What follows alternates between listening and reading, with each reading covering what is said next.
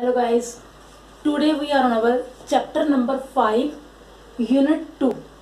Second unit is related to money and banking. Because the successful smoothing working of an economy depends upon the supply of money in an economy. जितना उस economy में circulation of money smoothly चलेगा, क्योंकि जो भी industries हैं, जो भी मतलब के प्रोड्यूसर्स हैं, जो भी मतलब कि प्रोडक्शन सेक्टर है, उसको काम करने के लिए मनी की रिक्वायरमेंट जो है, फाइनेंशियल हेल्प की रिक्वायरमेंट जो है वो प्रॉपर होनी चाहिए. अगर किसी टाइम पे वहाँ पे फाइनेंशियल हेल्प प्रॉपर नहीं है तो वो काम की जो स्मूथनिंग है वो खत्म हो जाती है और इस तरीके से इकोनॉमी में जीडीपी उसके ऊपर डायरेक्ट इफेक्ट पड़ता है. So what is money? Money is what money does. Money is what money does means to say पैसा वो है जो पैसे का काम करता है. If we go to ancient time period, at that time there was barter system. The money has taken many new forms at the different times. इसमें बहुत सारी चेंजेस आती रही हैं, इसका फॉर्म्स जो है वो चेंज होती रही हैं.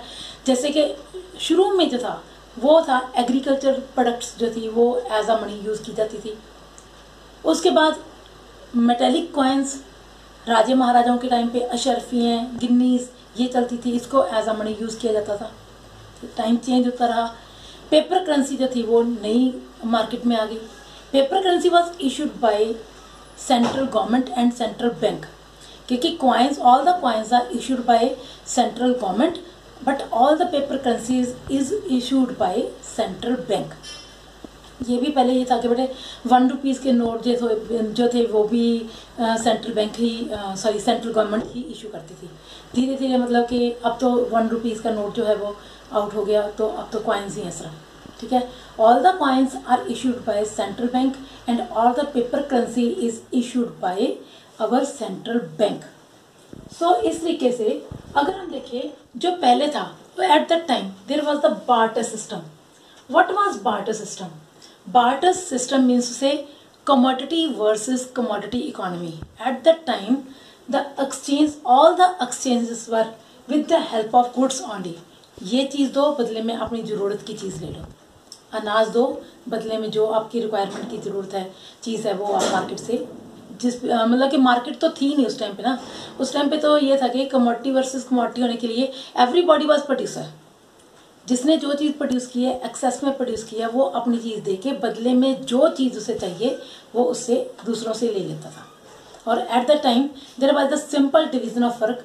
जैसे लकड़ी का काम जो था वो तरखान करते थे, जो है वो हर एक बंदे का काम जो था डिपेंड्स अपॉन देयर वर्क. उनकी जो कास्ट सिस्टम था that was also based on their work. ठीक है. जैसे सोने का काम करने वाले गोल्ड स्मिथ, गोल्ड का काम करने वाले गोल्ड स्मिथ्स हो गए, like this. Barter system, there was many problems in our barter system. The very first problem in that was the problem of double coincidence, because at that time whenever we want to do the exchanges, हमें वो बंदा चाहिए था जिसके पास हमारी ज़रूरत की चीज़ हो और जो हम चीज़ उसे देना चाहते हैं वो चीज़ लेने के लिए तैयार हो. तो दैट वाज वेरी टफ. तो हमें वहाँ तक ढूंढने के लिए, ऐसी चीज़ इसलिए ढूंढने के लिए हमें काफ़ी दूर तक आगे जिसको हमारी चीज़ की ज़रूरत हो और बदले में हमारी ज़रूरत की चीज़ दे सके, बंदों को, ऐसे लोगों को ढूंढना पड़ता था. So that was the problem, but this problem is solved with the help of money, because money is also common unit. At that time the goods were not common unit, क्योंकि ज़रूरी नहीं कि जो चीज़ मेरे पास है वो हर एक को चाहिए हो, but money is the common unit because money is required to everybody. Everybody is ready to take money. ठीक है. फिर उसके बाद difficulties in future payment, deferred payments. उस टाइम पे ये प्रॉब्लम थी क्योंकि money is used as claim money. मैं किसी को लोन पे पैसा दे रही हूँ, बदले में वो मुझे पैसा मेरा वापस करके जाएगा विद इंटरेस्ट.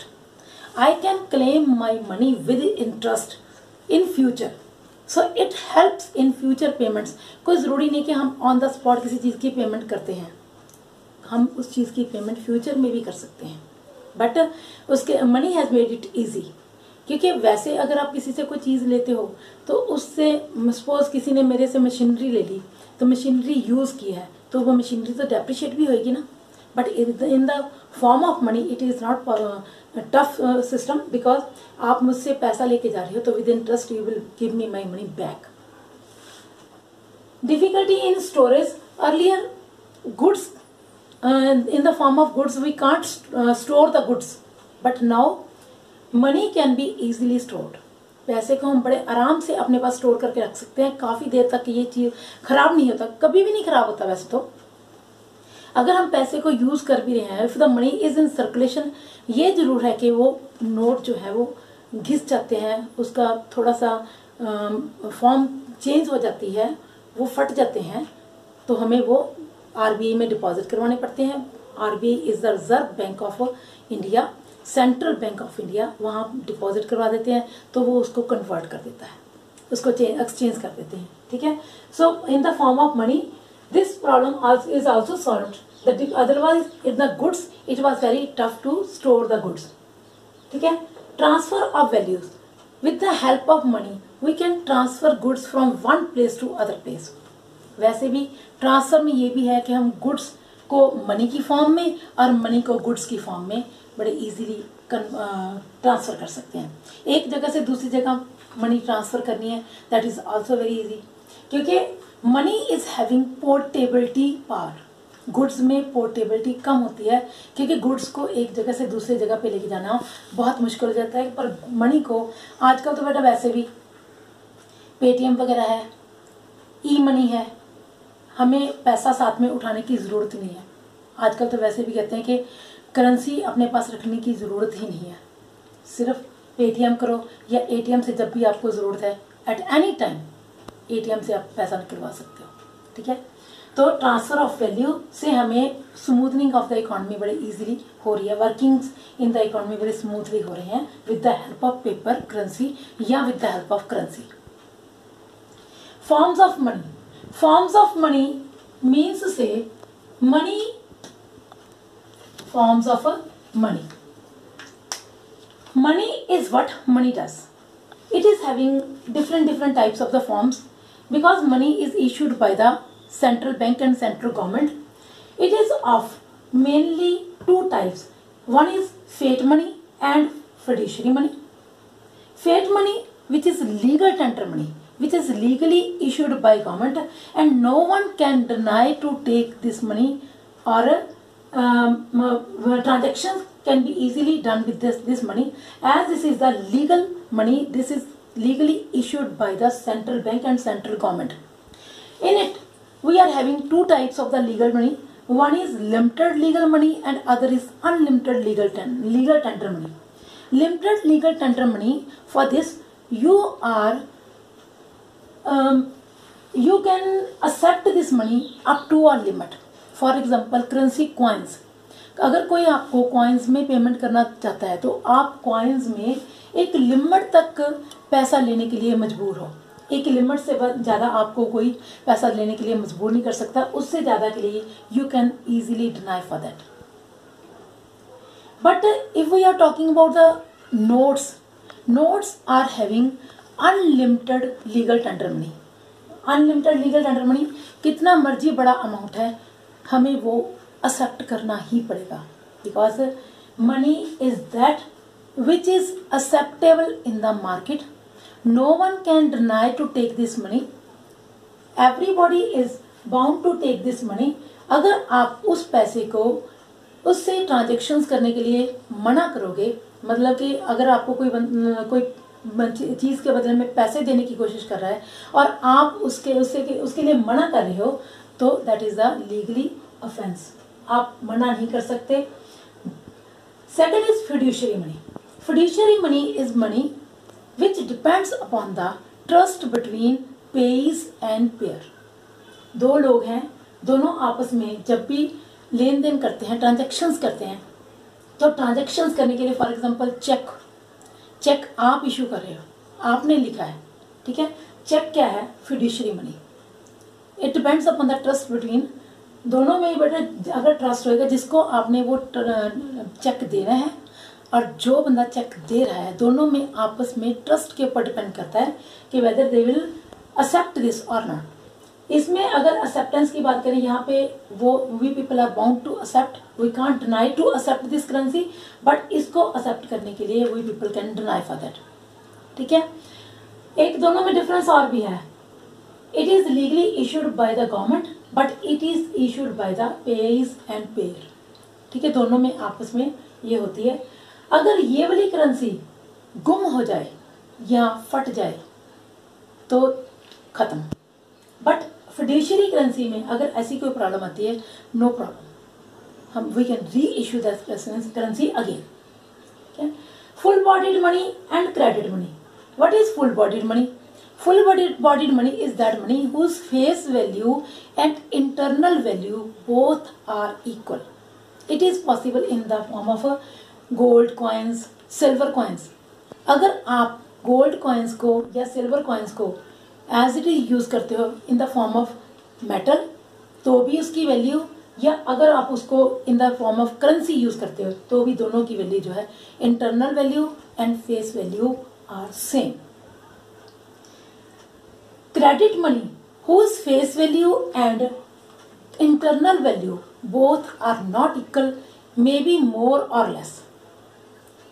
अब फॉर एग्जाम्पल जो इस टाइम पे 5 रुपीज़ का कॉइन है या 2 रुपीज़ का कॉइन है, उसकी फेस वैल्यू उसकी इंटरनल वैल्यू से कम या ज़्यादा हो सकती है, but that is issued by government.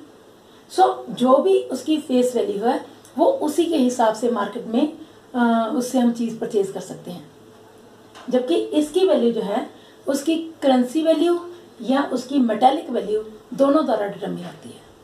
So this is the difference between these both. Our next topic is supply of money. Who supplies money in the market? Money is supplied by central government, central bank and commercial bank. These are the three authorities which supplies the money. अगर supply of money की बात करें, what is supply of money? Supply of money is that amount of currency which is in the circulation. It is the stock. इसको हम stock भी बोल सकते हैं, क्योंकि stock concept क्यों बोलते हैं? क्योंकि जितनी करेंसी सेंट्रल बैंक ने इशू करके मार्केट में सर्कुलेट की है, which is held by public और which is held by banks, जितना पैसा बैंक्स में पड़ा है या लोगों के पास है, पब्लिक के पास है, that all currency is known as the supply of money. Central government coins issue करती है, central bank currency notes issue करते हैं, एंड कमर्शियल बैंक इसी करेंसी को मार्केट में क्रेडिट क्रिएट करने के लिए यूज करती है, and all the credit is created by commercial bank but as according to the order of central bank.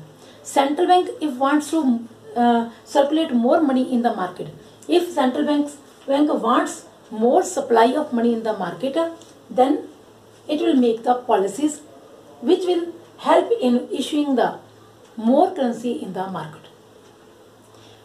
If there is inflation in the economy, then central bank जो है वो currency की को कंट्रोल कर लेगा, उसे मार्केट में कम से कम भेजने की कोशिश करेगा। If there is deflation in the market, then central bank जो है वो ऐसी पॉलिसीज बनाएगा, वो हम नेक्स्ट बैंकिंग वाले चैप्टर में करेंगे बेटा, because central bank is having 2 types of the credit control methods, one is quantitative and other is qualitative method. दोनों मेथड्स की हेल्प से वो मार्केट में क्रेडिट कंट्रोल करता है, तो वो जैसा भी क्रेडिट चाहता है मार्केट में, if it wants to circulate more money in the market, तो वो उसी हिसाब से पॉलिसीज बना के कमर्शियल बैंक को आगे फॉरवर्ड कर देता है, and commercial bank has to follow the policies which are made by central bank to create credit in the market और control the credit in the market. और जब भी बेटा सेंट्रल बैंक जो है वो करेंसी इशू करता है, नोट कॉइन्स इशू करता है, तो उस टाइम पे हाँ उसको इसके पीछे 200 करोड़ रुपीस का गोल्ड जो है वो रिजर्व में रखना पड़ता है, which is 115 in the form of gold and 85 in the form of securities. उसकी हेल्प से जो भी मतलब कि इसको अपने पास रिजर्व रखने के बाद according to that central bank circulates the currency in the market. So this is the topic related to supply of money in the market. और ये जो हमारा टोटल टॉपिक है हमारे सिलेबस में बेटा मतलब कि एग्जैक्टली देखा जाए तो फॉर्म्स ऑफ मनी ही है, बट फॉर्म्स ऑफ मनी को समझने के लिए आप लोगों को बार्टर सिस्टम एंड इसके प्रॉब्लम्स हैं उसको समझना बहुत ज़रूरी है। और सप्लाई ऑफ मनी में हमारा नेक्स्ट टॉपिक है मनी सप्लाई जो है that can be measured in the 4 forms, that is M1, M2, M3 and M4. And if we want to measure money supply, it can be measured in the 2 forms. One is in the broader sense and other is in the narrow sense. We are having 4 measures, M1, M2, M3 and M4. In it, M1 and M2 is known as the narrow measurement of money, and M3 and M4 are broader measures of the money supply. In M1, we are having C plus DD plus OD. C, all types of the currency, coins and notes issued by central bank. DD are the demand deposits of the people with commercial banks, and demand deposit is checkable. आप जब चाहो ये पैसे check की help से निकलवा सकते हो बैंक में, और जब भी आपके पास सरप्लस मनी है you can deposit this money in the banks. And third is OD. OD is other deposits किसके बेटे? गवर्नमेंट के विद आरबीआई। जितना भी गवर्नमेंट के पास पैसा है वो बैंक्स में डिपॉजिट्स है, या एक बैंक का अदर कमर्शियल बैंक्स का आरबीआई में है, जितने भी हमारे कमर्शियल बैंक्स हैं या जितनी भी हमारी फाइनेंशियल इंस्टीट्यूशंस हैं उनका पैसा, नबार्ड जैसे नबार्ड हो गया, इनके पैसे जो आरबीआई में पड़े हैं, या demand deposits of foreign country जो है फॉरेन सेंट्रल बैंक है उसके विद आरबीआई हैं।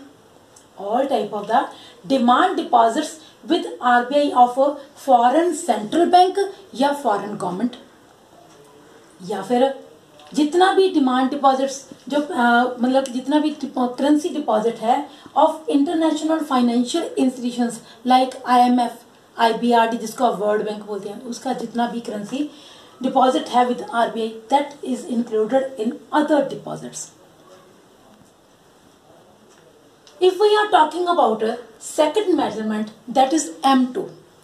M2 इंक्लूड्स M1 तो इसमें है ही है, C plus DD plus OD, plus इसके साथ ही है इसमें post office deposits POD। Post office में जितने भी हमारे पास बैंक पोस्ट ऑफिस में डिपॉजिट पड़े हैं वो डिपॉजिट्स जो है that will be included in this.